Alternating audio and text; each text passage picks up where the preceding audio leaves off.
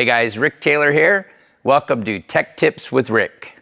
So another thing we get asked quite frequently is, how do I decide which travel seat post I need for my bike? How do I fit the seat post to it and know which one to order and whatnot? So the first thing to consider is seat tube diameter.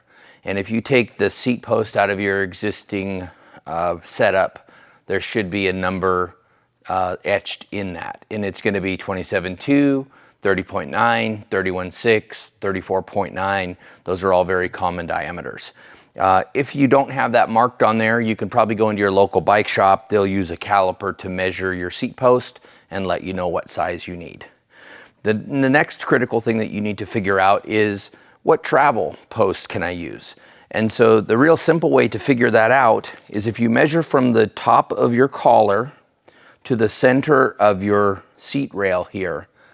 And you want to do that when your seat post is up and you're in a position where you would pedal normally, getting a normal extension like you would do on flat road or on a climb up a hill.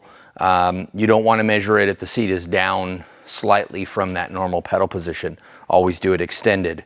And so you're going to measure from that center to the very top.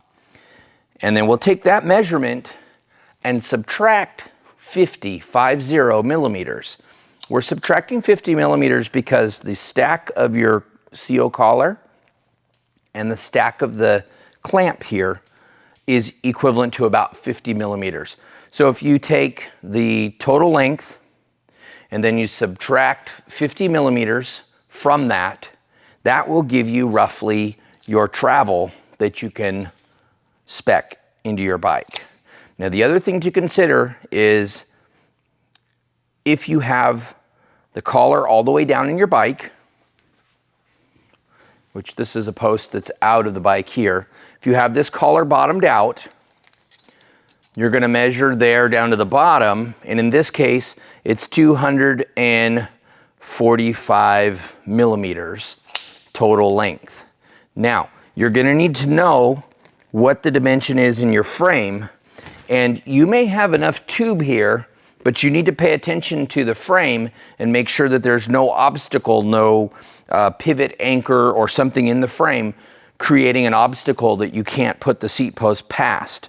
So it's a good idea to take your seat post out, look down in there and see if you have an obstacle. Another way you can do this is to loosen the clamp, push your seat post down until it bottoms out in the frame.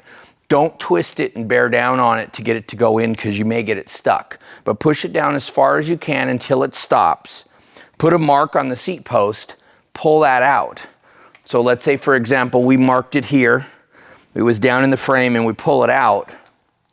We're going to measure that distance that's there. And that is your max insertion in your frame. And then if you go to kssuspension.com, and look on our schematics, we actually have drawings of each of these with the dimensions. Look at the dimension and find out if the post travel and model that you want, if that insertion length is the same or less as your measurement, and that'll guarantee you that it'll fit in your frame and you know everything will work as intended. Hope that helps.